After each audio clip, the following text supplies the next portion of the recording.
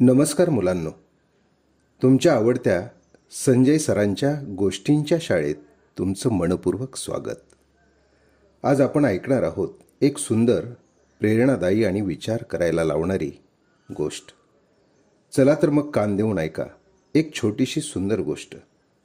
गोष्टीचं नाव आहे लहान दिव्याची मोठी ताकद. एका गावात रोज रात्री अंधार पडला की लोकांना रस्ता दिसत नसे.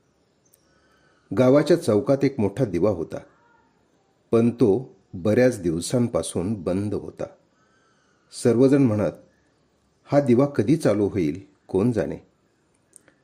त्याच गावात आर्यन नावाचा एक लहान मुलगा राहत होता.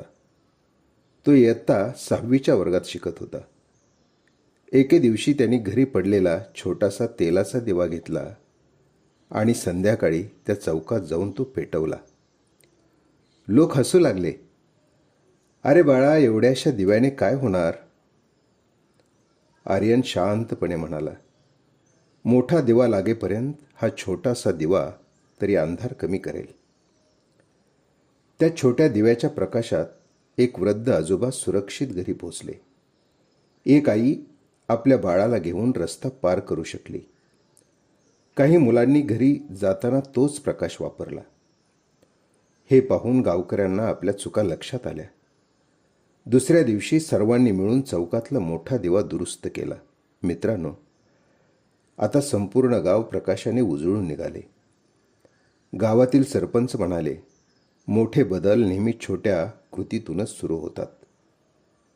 तात्पर्य, चांगल्या कामासाठी मोठे असणे गरजेचे नसते.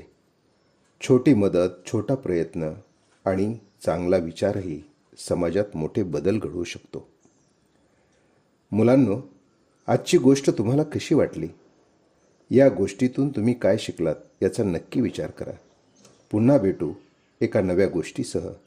तोपर्यंत आनंदी राहा आणि हो, रोज नवीन काहीतरी शिकत राहा.